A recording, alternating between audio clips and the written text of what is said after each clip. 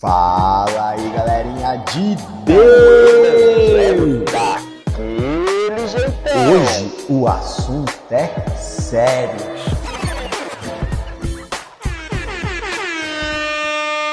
Fala aí, galerinha de Deus! Sejam muito bem-vindos a mais um episódio do nosso podcast Galerinha de Deus, onde a gente vai falar do Evangelho daquele jeitão, leve, simples, mas transformador. E hoje, galerinha, o assunto é sério. Você já sabe, né? O assunto aqui sempre é sério. A gente está falando de Deus, sempre com base na Bíblia. Então, o assunto aqui sempre é sério. Mas hoje, o assunto é sério. Hoje, nós vamos falar de uma verdade que muita gente não conhece ou ainda não entendeu. Segura essa bomba aí. Hoje nós vamos falar do seguinte: Deus é Pai. Exatamente. A verdade da que a gente vai conversar hoje é essa. Deus é Pai. Mas junto com essa verdade, eu vou trazer para você uma pergunta que você tem que se fazer e tentar responder para mim. Deus é Pai, mas será que Ele é Pai de todo mundo? E isso, gente, como sempre, a gente vai responder com base nas Escrituras, exatamente, usando a Bíblia para responder essa pergunta. Beleza? Então, vamos lá, galerinha. A Bíblia, ela mostra pra gente que Deus é criador de todo mundo. Sim, nisso aí ninguém tem dúvida. A Bíblia fala que Deus criou tudo e todos. Então, Deus sim é criador. Mas Pai, Ele é só daqueles que estão em Cristo. E aí, vamos tentar entender o que isso significa. Se a gente for olhar lá no Antigo Testamento, no livro de Deuteronômio, que está dentro do que a gente chama de Pentateuco, que são os 5 primeiros livros da Bíblia, Deus ele se apresenta como Pai do povo de Israel, que foi o povo que ele escolheu para representar ele nesse mundo aqui. Quer dizer que aquele povo lá é maravilhoso, é o povo perfeito, é o povo que faz tudo certinho? Não. Muito pelo contrário. Se você for olhar na Bíblia a história do povo de Israel, você vai ver que eles fizeram um monte de coisa errada. Você vai ver que eles foram pelos caminhos errados um monte de vezes, se afastaram de Deus, mas eles eram o povo escolhido por Deus para representar o próprio Deus nesse mundo. Então, o que aconteceu? Deus entregou uma lei na mão deles e falou: se vocês seguirem essa lei aqui que eu estou dando para vocês, esses princípios, as outras pessoas das outras nações vão ver que vocês são diferentes. Elas vão ver que vocês têm esse senso de ética, de moral, que vocês fazem as coisas de uma forma diferente do resto do mundo. E eles vão conseguir enxergar Deus em vocês, Israel. Então, essa era a intenção de Deus com o povo que ele escolheu para representar ele. Só que a gente vai ver lá no Antigo Testamento que isso acabou não acontecendo 100% do jeito que Deus gostaria que tivesse acontecido. E é por isso que a gente precisou de alguém para justificar a gente, que foi Jesus, que a gente vai ver já lá no Novo Testamento. Beleza? Então esse foi um parênteses rápido aí falando sobre o povo de Israel, que era já no Antigo Testamento aquele povo a quem Deus se apresentou como Pai. Se você for lá em Deuteronômio e ler esse livro, você vai ver isso acontecendo. No Novo Testamento, isso aí vai ficar mais claro ainda, tá? Deus, ele fala pra gente que ele nos adota como filhos por meio de Jesus Cristo. Se você for ler em Romanos, capítulo 8, versículo 15, por exemplo, vai falar que a gente recebeu o espírito de adoção por meio do qual podemos clamar Abba, Pai. Abba era uma expressão na língua original que eles usavam para falar papai. Então, é uma forma carinhosa, inclusive, de chamar o próprio Deus de pai, ok?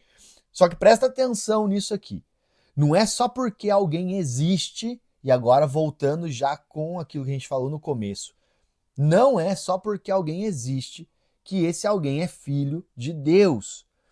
Para ser filho de Deus, precisa estar em Cristo. Então, para uma pessoa ser filha de Deus, essa pessoa precisa estar em Cristo. Mas e aí? E para estar em Cristo, como que funciona? E aí a Bíblia vai responder isso também. Todas as respostas que a gente buscar, a gente vai encontrar na Bíblia. Romanos capítulo 10, versículo 9, fala o seguinte: se com a tua boca confessares Jesus como Senhor, e em teu coração creres que Deus o ressuscitou dentre os mortos, serás salvo.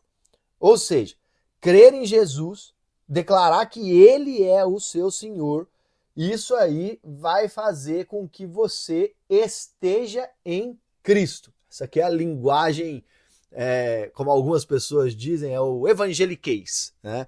É a forma com que as pessoas que têm esse costume de buscar nas escrituras falam, estar em Cristo. Por quê? Porque você faz parte, então, do corpo de Cristo. A Bíblia vai falar que aqueles que têm fé em Jesus, confessam Ele como Senhor, essas pessoas passam a pertencer ao corpo de Cristo. Então, você está em Cristo, ok? Então, isso aqui, gente, muda tudo. Isso aqui é o que torna a gente filhos de Deus de verdade, certo? O que acontece muitas vezes que a gente escuta por aí é o pessoal falando que todo mundo é filho de Deus. Só que, vamos lá, se você é cristão, Cristo foi revelado na Bíblia. A Bíblia mostra pra gente que não é assim. Para ser filho de Deus, a gente precisa estar em Cristo.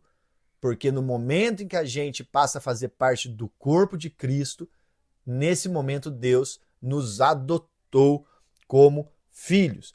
E é muito louco isso aqui, porque quando o apóstolo Paulo escreveu esse texto aqui, ele escreveu para os romanos, certo? É uma carta aos romanos. E aí, por que isso é importante? Porque naquele tempo em que a carta foi escrita no Império Romano, tinha essa lei, né, ou esse costume, em que uma pessoa, quando ela tinha filhos, ela, até uma certa idade, até nos primeiros dias, nos 10 primeiros dias daquele bebê, o pai podia olhar para ele e falar, eu quero ou eu não quero. Talvez ele olhasse e visse algum defeito na criança, né, visse que, não sei, tinha uma deformidade ou alguma coisa que ele não gostava. E ele podia falar assim, eu não quero. E ele jogava essa criança fora. Era desse jeito, era cruel, era um negócio realmente assim, absurdo, mas era como funcionava. Só que quando um homem adotava um filho, ele escolhia esse filho e ele não podia mais rejeitar esse filho. Então, o filho natural, ele podia olhar até os 10 dias e falar, quero ou não quero, e jogar fora, inclusive. O filho adotado, ele escolhia aquele filho ali e ele não tinha mais o direito de rejeitar esse filho. Então, assim, para os romanos que estavam recebendo essa carta aqui, a palavra adoção, ela tinha um poder muito grande. Falar que Deus nos adota como filhos, nesse contexto aqui, quando foi escrito para os romanos, era um negócio assim, cara, ele recebeu você na família dele e ele não vai te rejeitar mais. É um negócio muito, muito, muito forte, certo? Então, eu quero deixar aqui para você uma reflexão. Você que está ouvindo, já reconheceu Jesus como seu Senhor? Essa é uma pergunta. Pensa aí, você já reconheceu Jesus como seu Senhor? Você sabe o que isso significa? Se você não sabe, não se preocupa não, porque no próximo episódio a gente vai falar justamente sobre isso. A gente vai falar sobre o que é a fé e a gente vai falar o que realmente significa confessar Jesus como Senhor da nossa vida, ok? Então, a gente vai voltar naquele texto de Romanos 10, ali, versículo 9, que a gente leu antes, para falar um pouco mais sobre o que é fé e o que é confessar Jesus como Senhor da nossa vida.